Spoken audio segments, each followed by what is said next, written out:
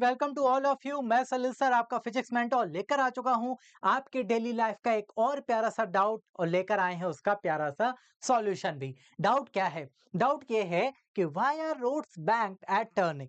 आपने तो अक्सर ध्यान दिया होगा जब भी आप मूवीज या वीडियोस में देखते हैं जो रेसिंग ट्रैक्स होते हैं या फिर आप रोड पर जाते हैं हाईवे वगैरह में, जब एक टर्न आता है तो वो टर्न पर जो रोड होती है वो बैंक्ड बनाई जाती है। दैट मीन्स वो प्योर फ्लैट सरफेस नहीं होता है, वो हल्का सा टिल्ट होता है, हल्का सा एक एंगल पर। तो पता है जब मैं आप छोटा था या आपके आसपास के एज में, मान लो मुझे कि आपके मन में भी शायद ये क्वेश्चन आता है, अगर आता होगा तो बताइएगा कमेंट करके कि ये जो टिल्ट रोड बनाते हैं तो क्या ये चाहते हैं कि गाड़ियां स्लिप होके गिर जाएं?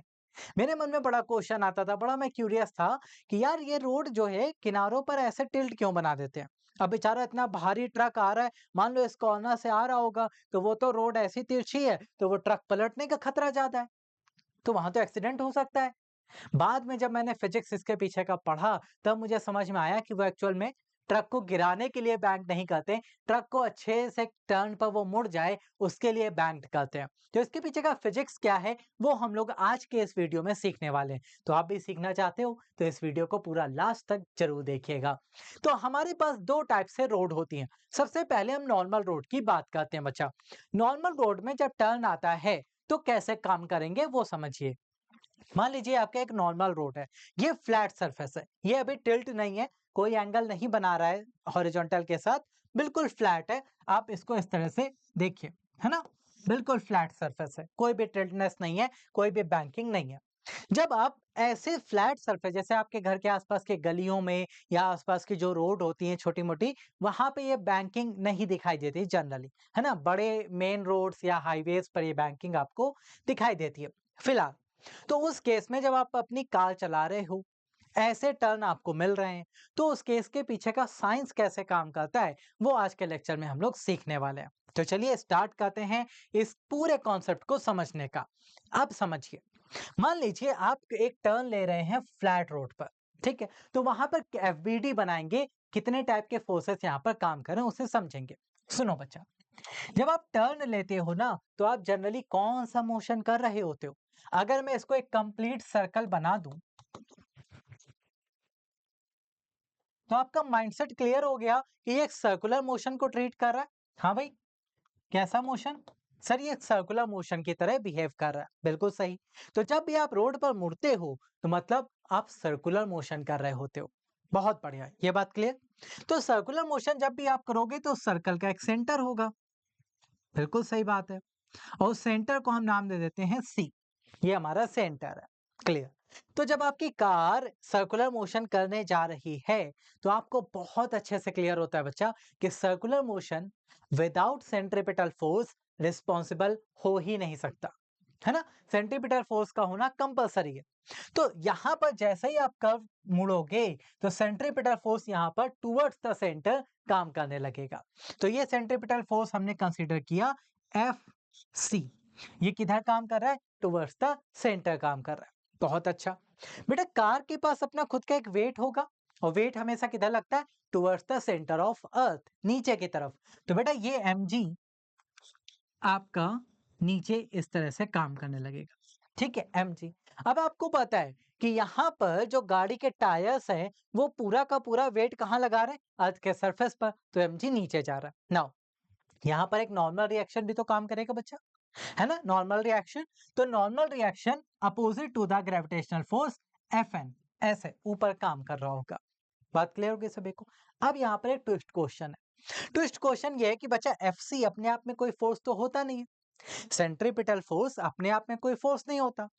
जो भी कंडीशन दी जाती है उसके अकॉर्डिंग जो फोर्स टुवर्ड्स द सेंटर काम करेगा उसे हम नाम देते हैं सेंट्रीपिटल फोर्स। जैसे जब भी अर्थ सन के चारों ओर रिवॉल्व करती है तो हम मानते हैं ना कि वो सर्कुलर मोशन कर रही है, तो उस केस में सेंट्रीपिटल फोर्स का काम कौन करता है? ग्रेविटी, है ना, gravitational force between the earth and sun. Simple सा दूसरा एग्जांपल लीजिए। मान लीजिए एक पत्थर है, उसको आपने स्ट्रिंग से बांधा और गोल गोल नचा रहा है, सर्कुलर मोशन हो रहा है ना, तो वहां पर सेंट्रीपिटल फोर्स कौन प्रोवाइड करा रहा है? टेंशन, है ना, स्ट्रिंग में जो टेंशन जनरेट हो रहा है वो सेंट्रीपिटल फोर्स प्रोवाइड करा रहा है। तो बच्चा यहां पर भी सेम क्वेश्चन आया, क्या? कि ये जो सेंट्रीपिटल फोर्स है, जब कार घूम रही है, टर्न ले रही है, तो ये सेंट्रीपिटल फोर्स कौन प्रोवाइड करा रहा है? तो इसका आंसर बच्चा क्या हो जाता है? इसका आंसर हो जाता है फ्रिक्शन। और ये फ्रिक्शन कहाँ काम कर रहा है? Between tyres and road. ठीक है, रोड और टायर्स के बीच जो फ्रिक्शन फोर्स काम कर रहा है, तो वो बच्चा टुवर्ड्स द सेंटर काम कर रहा है। यही सेंट्रीपिटल फोर्स की तरह रिस्पॉन्सिबल है, काम करेगा। बात क्लियर हो गई सभी को? अब थोड़ा सा मैथमेटिकली इसको समझते हैं। अब समझिए बेटा, यहां पर नॉर्मल रिएक्शन को कौन बैलेंस कर रहा है? कौन? वेट, बिल्कुल सही। तो यहां पर पहली कंडीशन ये है कि नॉर्मल रिएक्शन Fn ये बैलेंस कर रहा है Fg, दैट मींस mg, आपके वेट को, कार का जो वेट है उसको। ठीक है, यहां पर सेकंड कंडीशन क्या है? सेकंड कंडीशन है जो सेंट्रीपिटल फोर्स है वो प्रोवाइड करा रहा है फ्रिक्शन फोर्स। कौन सा फ्रिक्शन? स्टैटिक फ्रिक्शन, वो भी मैक्सिमम। यानी कि हम लिमिटिंग फ्रिक्शन तक जा चुके हैं, मैक्सिमम फ्रिक्शन। ठीक है, ओके। अब जरा इनकी वैल्यूज पुट करिए। बेटा आपको पता है नॉर्मल रिएक्शन को हम n लिख सकते हैं, कोई दिक्कत नहीं है, बहुत बढ़िया। तो n is equals to mg लिख सकते हैं, बिल्कुल। ये आपकी फर्स्ट इक्वेशन आ गई। सेकंड में आइए बच्चा, Fc सेंट्रीपिटल फोर्स क्या होता है? mv स्क्वायर अपॉन r, है ना? आप जिस कर्व में घूम रहे हो वो सर्कल का ही तो पार्ट है। तो ये किस रेडियस में घूम रहा है? मान लीजिए r रेडियस है, हमने ये मान लिया। ठीक है भाई, तो ये किसके बराबर है? ये है आपके फ्रिक्शन फोर्स के बराबर। फ्रिक्शन फोर्स क्या होता है? स्टैटिक फ्रिक्शन है, म्यू एस इंटू, ये हो गया आपका normal reaction. Mu into r होता है ना, तो बेटा आर यानी कि नॉर्मल रिएक्शन एन मैंने लिख लिया। एन की वैल्यू इक्वेशन 1 से उठाइए और यहाँ पर पुट कर दीजिए। पुट करेंगे तो बेटा आपको मिलेगा m v square by r is equal to mu m g. M से एम कैंसिल हो गया, यानी कि ऑब्जेक्ट के मास पर डिपेंडेंसी खत्म हो चुकी है। तो जरा वेलोसिटी की बात करें, वी स्क्वायर आपके पास है म्यू आर जी।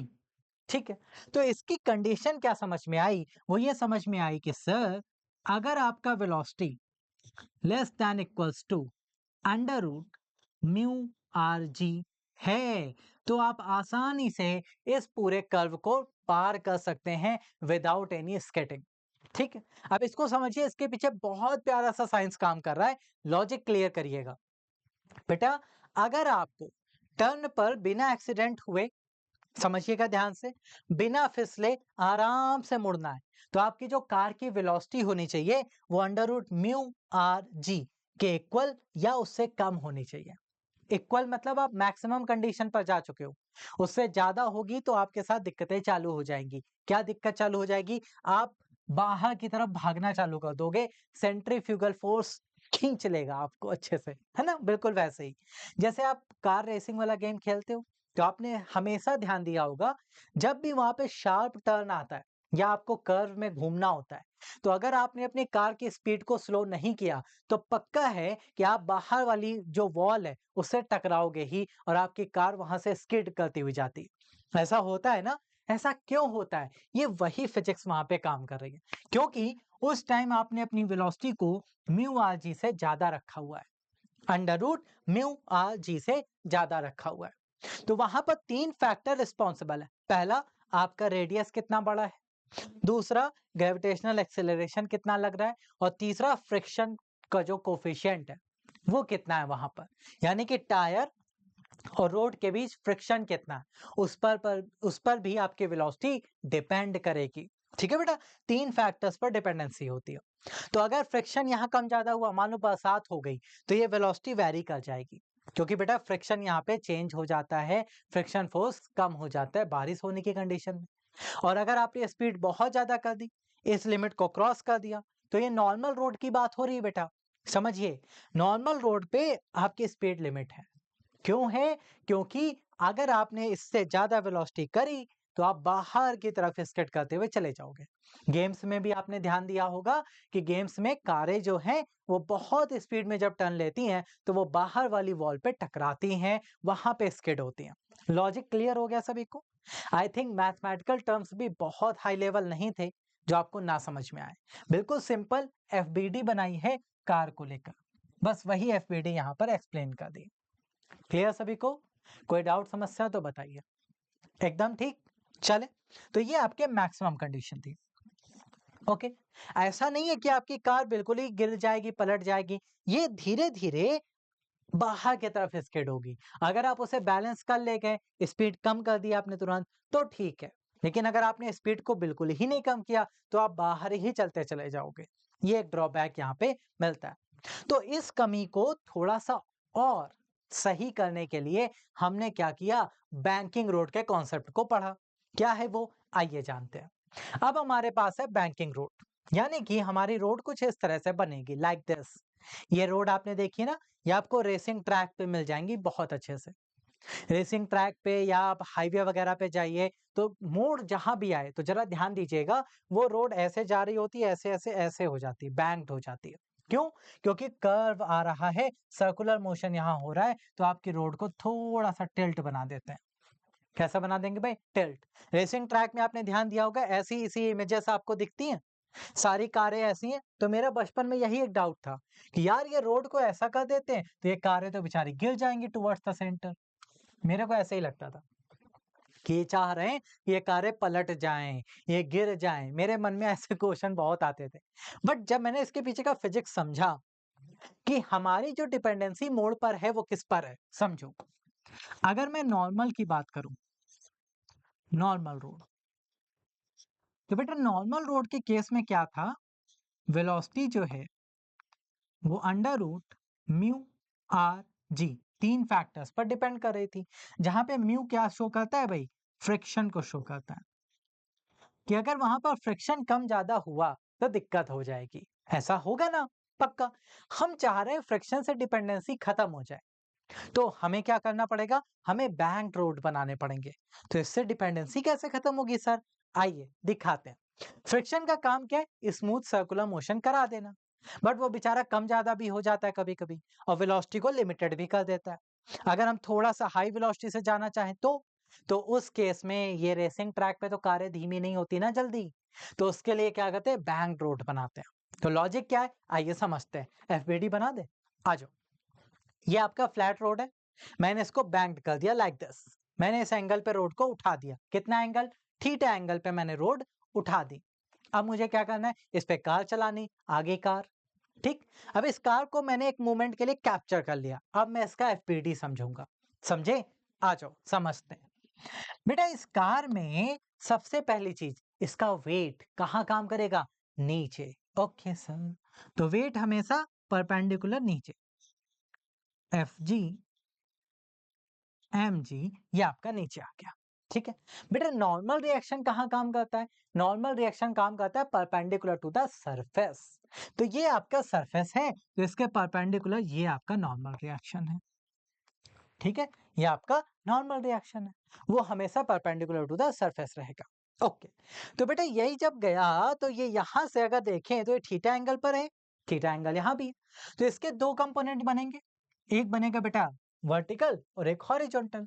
तो ये आपका वर्टिकल कंपोनेंट बना एन साइन थीटा, और ये आपका बन गया एन कॉस थीटा, क्योंकि आप थीटा एंगल पर आपने इसको शिफ्ट कराया हुआ है। ठीक है सर, थीटा एंगल पर मैंने इसको टिल्ट कराया हुआ है। नाउ अब सबसे बड़ी चीज, यहां फ्रिक्शन जो है वो तो लग रहा है, लेकिन हमें फ्रिक्शन पर डिपेंडेंसी नहीं रखनी। अच्छा, ये रोड बैंक्ड है, बिल्कुल सही।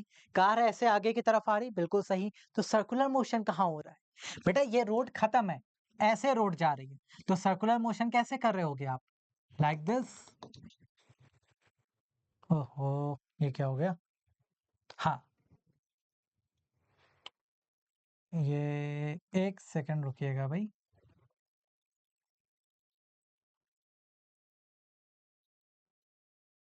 इसको उधर भेज देते हैं, ज्यादा सही है। ठीक है, आ जाओ, हाँ अभी ठीक है। लाइक दिस, इस टाइप का सर्कुलर मोशन आप यहाँ पर कर रहे हैं। ओके, बढ़िया, समझ में आ गया। बेटे जब आप सर्कुलर मोशन कर रहे हो तो टुवर्ड्स द सेंटर, वही बात आ गई ना। तो ये सर्कल थोड़ा बड़ा बनेगा, बोर्ड यहाँ पे इतना नहीं है तो जगह आप मैं इसको हटा देता हूँ। आप कंफ्यूज मत हो जाना कि अंदर ही कहीं सेंटर बना दो, है ना, कंफ्यूज हो जाओगे। तो मैं यहाँ पे हटा ही देता हूँ इसको। ये सर्कल बनेगा थोड़ा सा बड़ा, है ना, बड़ा सर्कल बनेगा तो वहां कहीं इसका सेंटर होगा। ठीक है सर, कहीं इसका सेंटर होगा तो सेंटर की तरफ कौन सा फोर्स काम करेगा, वो करेगा सेंट्रीपिटल फोर्स। तो ये सेंट्रीपिटल फोर्स आपका भाग गया towards the centre, F C, towards the centre. ये आपका सेंट्रीपिटल फोर्स यहाँ पे भाग गया। ठीक है सर, बहुत बढ़िया। अब यहाँ पे सेंट्रीपिटल फोर्स लग रहा है, यहाँ पे एन साइन थीटा लग रहा है, ऊपर एन कॉस थीटा लग रहा है, नीचे आपका एम जी लग रहा है। तो बस इन्हें बैलेंस कर लो, खत्म हो गया खेला। यहाँ में फ्रिक्शन पर डिपेंडेंसी नहीं रखनी। सुनो, पहली कंडीशन क्या आई, ये जो आपका एन कॉस थीटा है वो किसको बैलेंस कर रहा है, इसके वेट यानी कि एफ जी, इसको बैलेंस कर रहा है।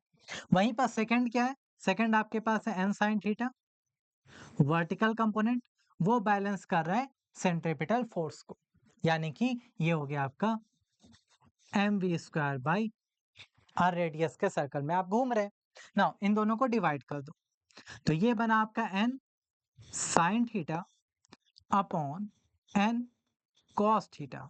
ठीक है, तो साइन थीटा क्या है, m v square by r, cos theta क्या है, ये है आपका एम जी। देखो मास से डिपेंडेंसी फिर से खत्म, मास पर डिपेंडेंसी नहीं है। ये कितना बना, ये बना बच्चा आपके पास tan थीटा, n से n कैंसिल, तो tan theta is equals to v square upon r ji.